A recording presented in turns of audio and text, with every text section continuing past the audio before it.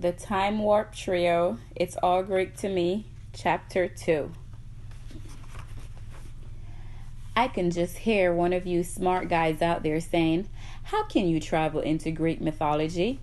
I thought the book could only travel through time."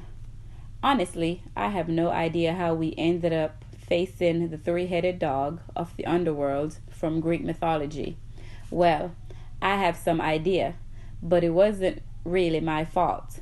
Okay, it was kind of my fault, but I was only trying to get things back to normal by putting the book back in Uncle Joe's hands. See, my life has been just too strange for words since my Uncle Joe gave me this book for my birthday. I'm sure you've got books for your birthday before, but this book is like no other book before or since. It's a small book, a dark blue book with odd silver writing and symbols on it. It's a time warping book, and yes, I'll admit it, I have no idea how the book works or how to control it. But I do know it's sent Fred, Sam, and me back to the Stone Age, forward to the future, and even into other books.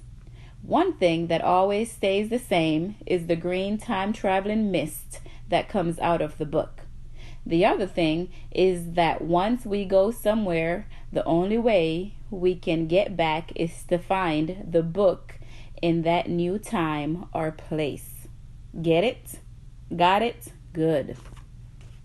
Like I said, it wasn't my fault, but here's what I think happened. Our whole grade was backstage in the school auditorium. 5 minutes before the first performance of our play, The Myth of Power. It was a play about gods and goddesses and mortals and monsters and all that Greek mythology stuff we were studying in school. We had made some great sets of Mount Olympus, the mountain all the gods live on top of, and the underworld, Hades. The music teacher was the director, so most of the play was about how music is the answer for everything. But we helped write a lot of the scenes, so all the gods and goddesses sounded like a bunch of wise guys. We also got to make some excellent thunderbolts to throw around and wrote in a lot of fight scenes for the monsters. Anyway, that's why we were all standing around at school dressed up in bedsheet togas. Fred was a one-eyed cyclops with an eye pinned on his Yankees hat. Sam was Orpheus, wandering around playing his lyre. I was Paris, the good-looking guy who has to decide which goddess is the fairest and give her the golden apple. While we waited, Sam was rereading his book of snappy insults for the millionth time. We had been using all the good ones for the past month, and even managed to get a few in the play. Fred was pacing, trying to remember all 2 of his lines, and I think that's when it happened. "Help me out, Joe," said Fred. David says, "Hey, you guys, look." Then do I say, "We made those thunderbolts." Or does Charlie say his line first? "Cyclops Fred," said Sam, "if you had to live by your wits, you'd starve."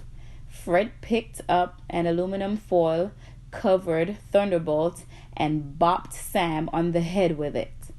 I took my script out of my backpack. "Here it is," David says. "Hey, you guys, look." Charlie says, "Our thunderbolts." Then your line is, "We made those thunderbolts." I stuffed the script back into my backpack.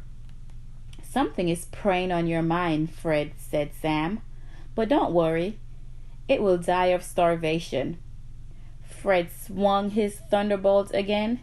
Sam ducked. Fred missed. The thunderbolt hit my backpack. Something glowed weirdly for a second inside my backpack. Then my pack started leaking green mist. I saw the house lights go black. I heard the piano playing the beginning of the first musical number. Our Greek myth play was starting, and Fred, Sam, and I were swirling off in a green mist, time, tornado, farther and stranger than we'd ever gone before.